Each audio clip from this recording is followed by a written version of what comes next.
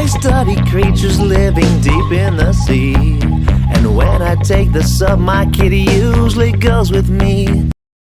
Hello, welcome to my YouTube channel. Hope you all are doing well. Today's story is the Misadventures of Fredrick the Forgetful. In a small town named Booglebrook, where the sky was always blue and the chickens had an unusual habit of crossing roads just for fun, there lived a man named Fredrick. Fredrick was known far and wide as Fredrick the Forgetful. He was an odd man with a kind heart, a bright smile, and a memory as slippery as a bar of soap. Frederick was famous for two things: his bright red suspenders that he never took off, and his tendency to forget everything, from his keys to his cat's name, which in fairness changed every week because he couldn't remember it. He was happy-go-lucky fellow, loved by the townsfolk who loved to keep an eye out for his frequent antics. One bright morning, Frederick decided to would make a big pot of stew for the town's annual festival. He had been talking about this stew for years, claiming it was the best in the world, but no one had ever actually tasted it. Mostly because Frederick usually forgot he was making it halfway through, but this year he was determined to see it through. He pulled out his grandmother's enormous pot, big enough for a small child to swim in, and got ready to start cooking. This year's stew will be unforgettable, he declared proudly. He just hoped he do remember what went in it. Step 1: Gathering ingredients.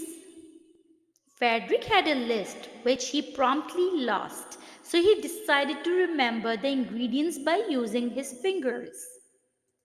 Onion for the first finger, carrots for the second, potatoes for the third, he muttered, holding up his fingers one by one.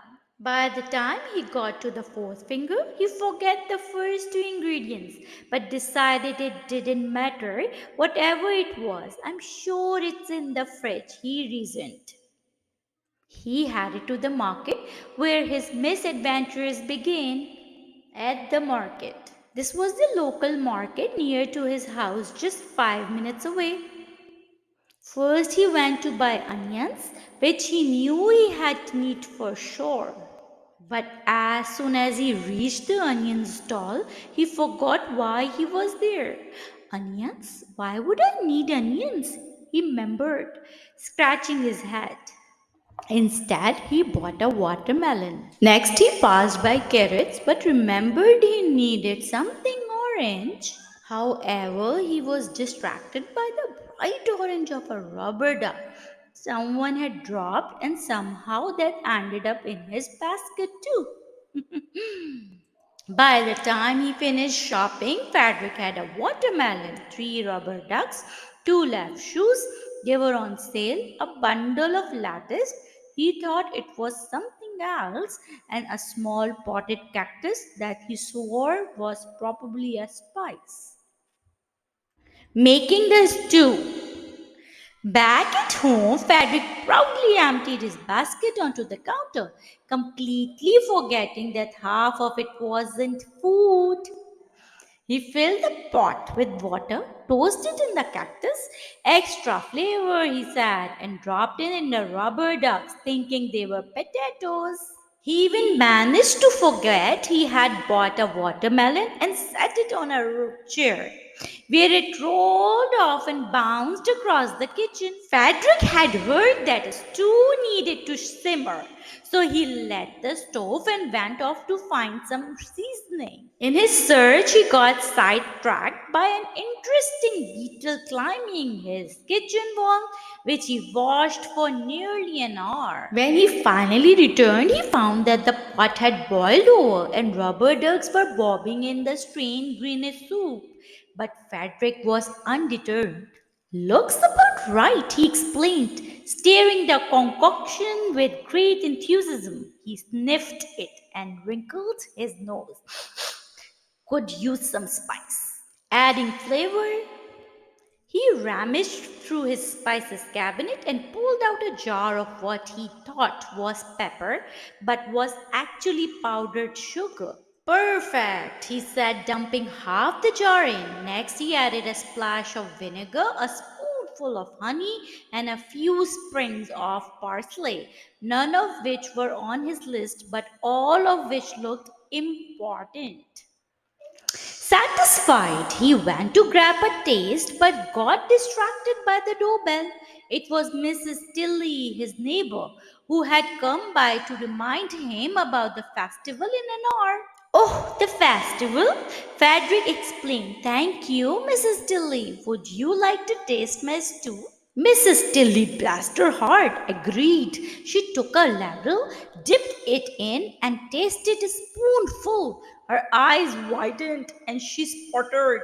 My, Patrick, I think it's quite unique. Fredrick beamed, taking it as a compliment. The festival disaster. With Mrs. Tilly's approval, Fredrick packed his stool along with the rubber ducks and hauled it to the festival. People were gathered around the food tables, eagerly awaiting Frederick's famous stew. He proudly ladled a bowl for Mr. Gibbons, the town's retired chief. As Mr. Gibbons took a bite, his face turned as red as Frederick's suspenders. Frederick, he said slowly, this is the most confusing stew I have ever tasted. Is that the rubber duck? Frederick looked down at the floating duck and chuckled. Ah, adds texture. The crowd interrupted into laughter. People from all around the festival lined up not to eat the stew but to catch a glimpse of the legendary Frederick's Forgetful stew. Children giggled, pointing at the rubber ducks, and even the mayor joined in on the joke, awarding Frederick the most creative cook award. Frederick's stew may not have been edible, but it had certainly brought everyone together. Though he had forgotten most of the ingredients, he had created something far better than a perfect stew, a day the villagers would never forget. From that day on, every festival in Bogglesbrook, including a Frederick surprise dish, which everyone knew would be unpredictable, strange, and probably hilarious. And Frederick, ever the good sport, always wore his red suspenders and greeted the crowd with a big smile, proud to be Frederick the Forgetful, the man who could make an entire village laugh with a single pot of soup.